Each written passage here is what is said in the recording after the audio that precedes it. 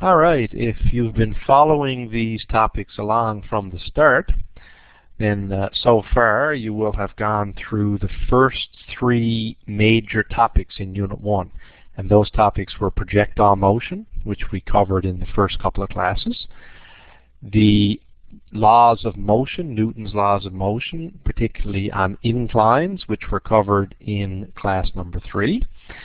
Then we had the topic of centripetal acceleration and centripetal force, which is uniform circular motion. And we looked at both horizontal circles and vertical circles. That was during class number 4. And what we're going to do in this set of sessions in class number 5 is we're going to take a look at the final topic, the final major topic in Unit 1, and that would be static equilibrium and torque. But before we do that, we're going to go back and revisit a little bit of stuff about forces that was covered in Physics 2204.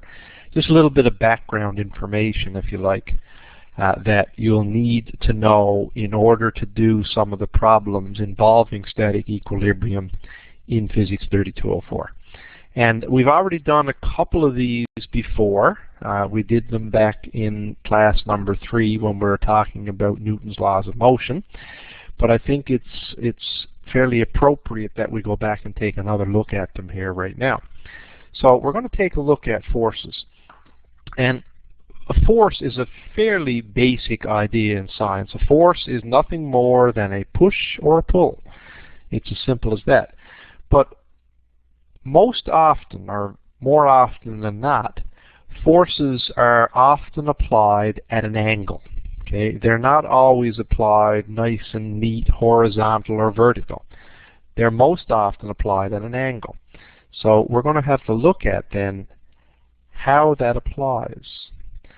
So when a force is applied at an angle, normally the object is moving horizontally.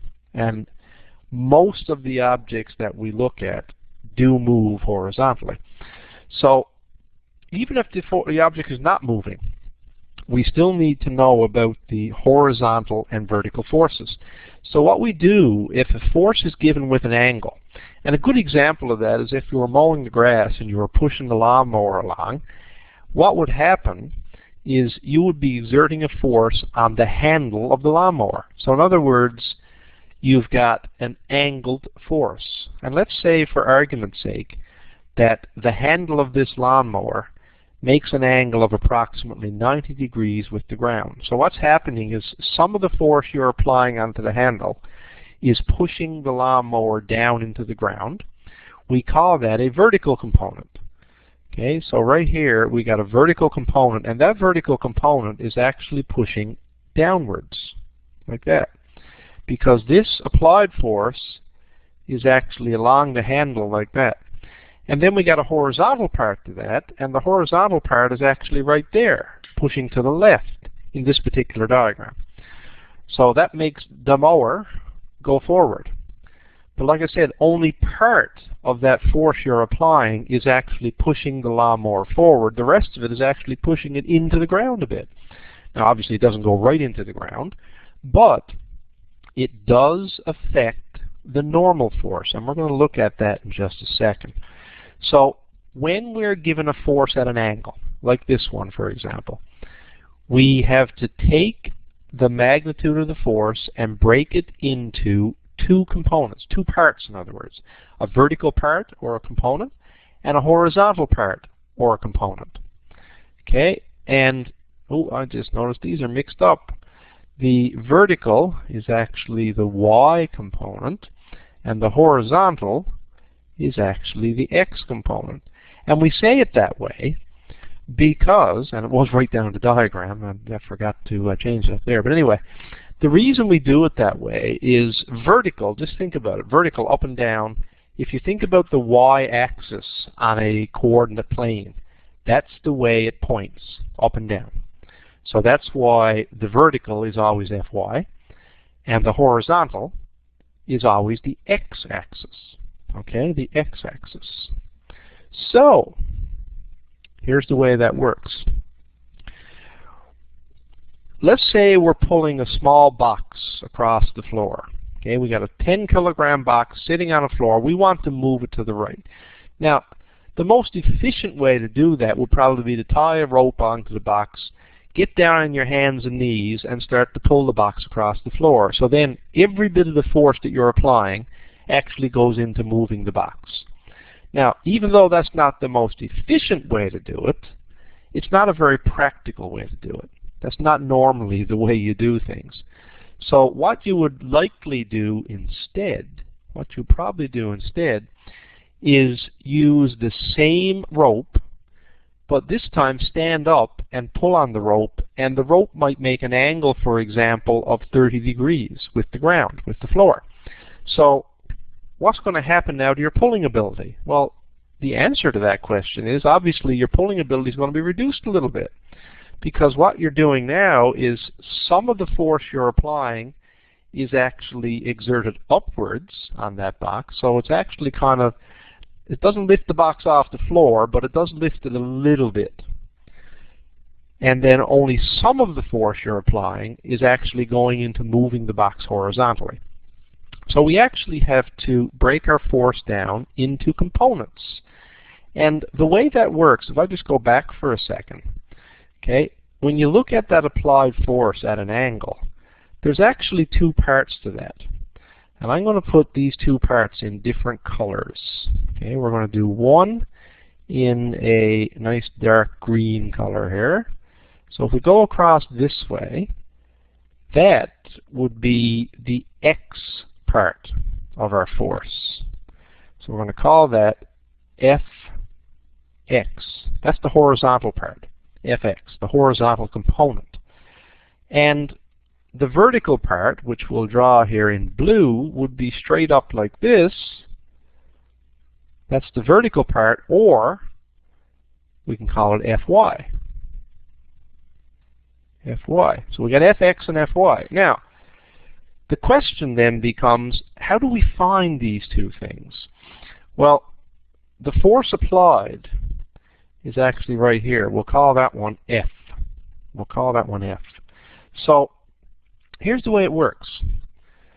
I can use a little bit of trigonometry to get an expression for those. Let's do the Fy first. Let's do the Fy first. For Fy, we would say this. If we look at Fy in relation to the angle, Fy is the opposite side. F, the side we know, the applied force that we know, that's the hypotenuse.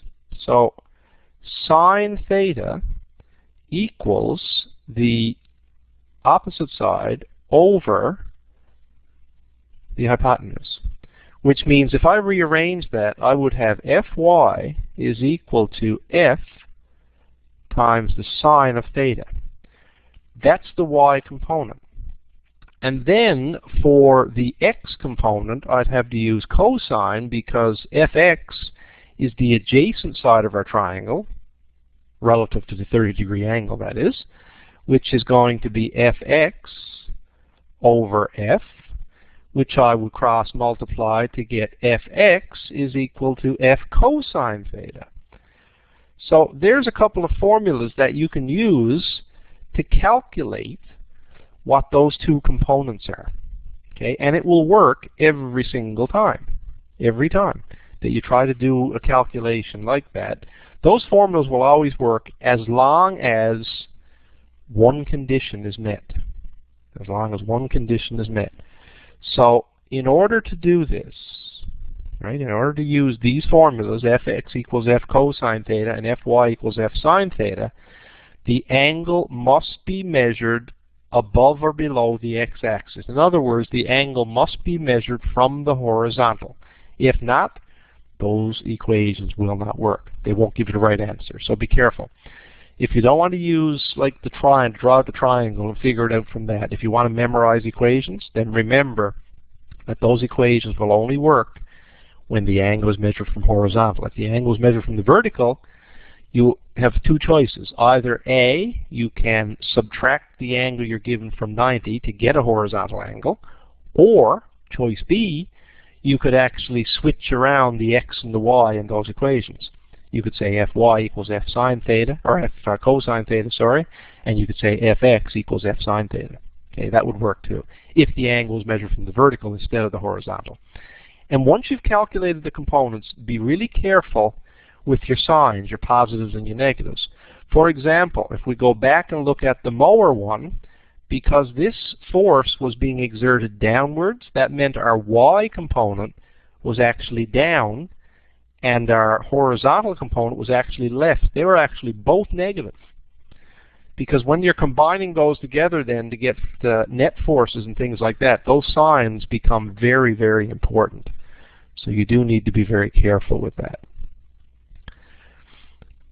Now, this stuff is really physics 2204 stuff, but the application of it does sometimes show up on physics 3204 public exams.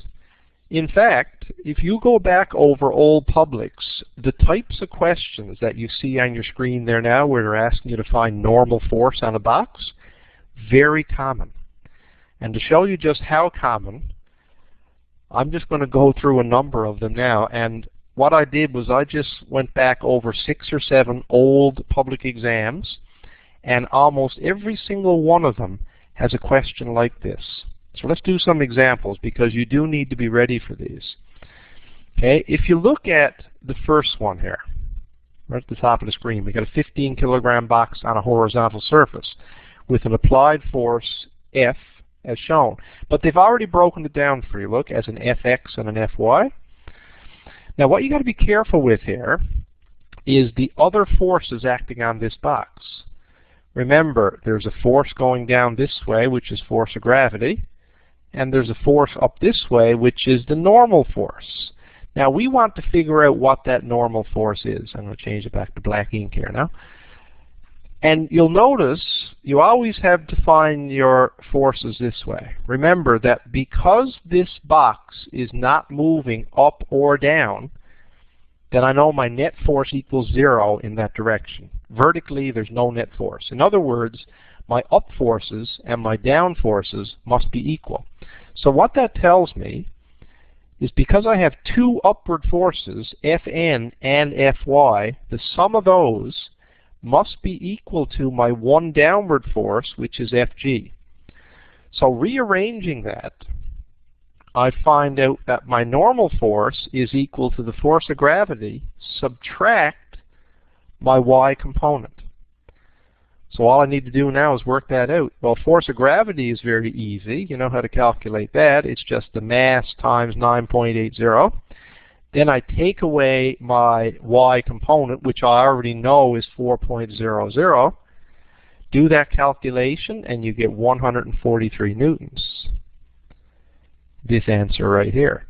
Now, if you forgot about that y component and you just said Fn equals Fg, which it sometimes is, especially if there's no other forces, then you would have gotten 147, which would have been the wrong answer. So do be careful. Okay, so that was off one of the old publics. The next question, almost identical, only without the diagram.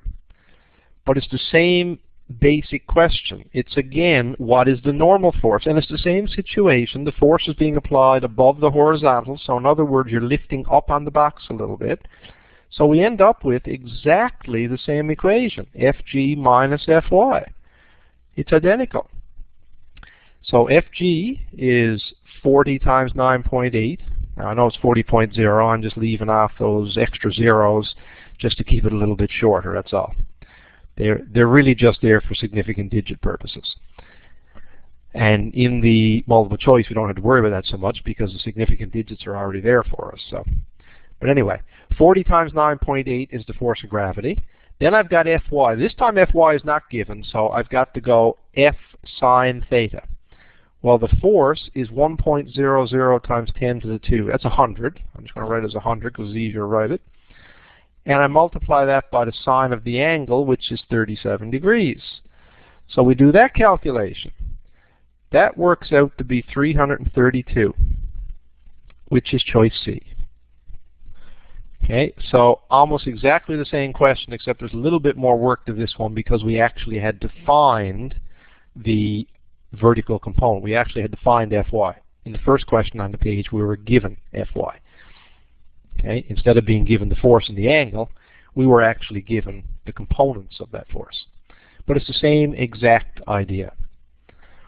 Okay? Another example, only this time, instead of asking you to find the normal force, it's asking you for the net horizontal force. So, in other words, we're trying to find F net horizontal, or X. And there are actually two horizontal forces. There's FF and there's Fx, the X component of our applied force.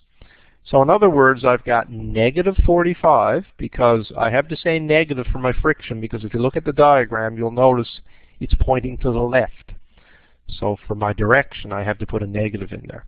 Then I say plus Fx. Well, Fx is 155 times the cosine of the angle, which is 55 degrees. And we do that calculation, we end up with 43.9. And that, of course, is choice A. So this time we were asked for the horizontal force, not the vertical, right? In the vertical ones, the F net is going to be 0. And that's how we find F normal. So again, look, what is the normal force in this diagram? So you can see that that same question, like I said, out of 6 old publics that I opened up when I was preparing this lesson, 5 of the 6 had a question on normal force. So if I were you, I'd study up on that, because that's almost a pretty safe bet. Now, there's no guarantee it'll be there, but it has been there a lot. So it's a fairly common question, so you may want to be ready for it for sure. So again, F normal, remember we said Fg minus Fy. That's if the force is applied upwards like that. If the force was actually pointing downwards at an angle, then you'd say plus Fy. Because then the Fy would be one of the downward forces, right? The normal force would be the only upward force in that situation, and the Fg plus Fy would be the 2 downward forces. So you got to be careful. You got to watch for direction. But pretty well every time on the publics, it's almost always the upward angle. But it doesn't have to be, so be careful. So again, you plug your numbers in, you find m times g minus Fy, and this time the answer turns out to be A again, 6.20. But it's the same expression every time. So like I said, I'm just showing you that this particular type of question comes up time after time after time. So watch for it. You never know. Now, this might be the year that is not there. We don't know that. I don't know it any more than you do. But be ready for it. Okay, same idea. Look, you got a force being applied upwards at an angle. So again, you would say Fn equals Fg minus Fy. Okay, just different numbers to plug in. That's all. That's the only difference. And you get 180. By the way, if you had said plus Fy instead of minus Fy, if you had said plus, you would have gotten 230. You would have gotten that answer right there. If you had just said Fn equals Fg, forgot about the Fy altogether, you would have gotten that answer right there. Okay, so all those answers are there, so be careful. Be really careful.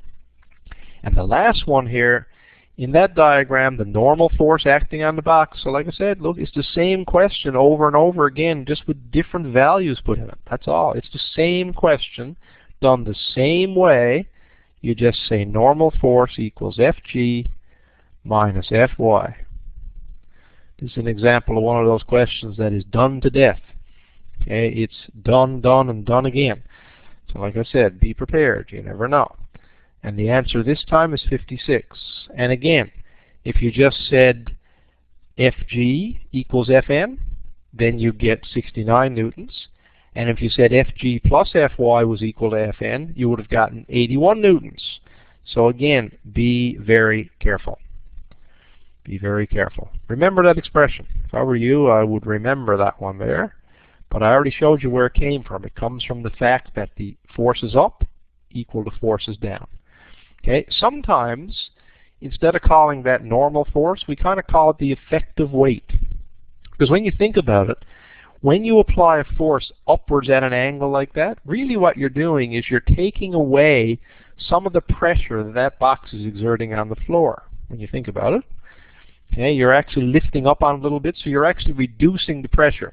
Like if you were next to someone who was standing on the scales, and you stood behind them and pushed down on their shoulders, the scale reading will go up because you're increasing their normal force. But if instead of doing that, you actually grabbed them around the chest and lifted them up a little bit, the reading on the scale will go down because you're reducing the normal force, right? You're reducing the effective weight, is another way to put that. So you might want to think about that if you're trying to remember whether you add or subtract that y component. So that brings us to the end of topic number 13. And our next topic, number 14, we're actually going to take a look at the idea of static equilibrium. And static equilibrium is just a fancy way of saying that there's no net force. All the forces balance out. That's essentially all it is. So until then, good luck with your studies, and hopefully you'll join us for some more topics.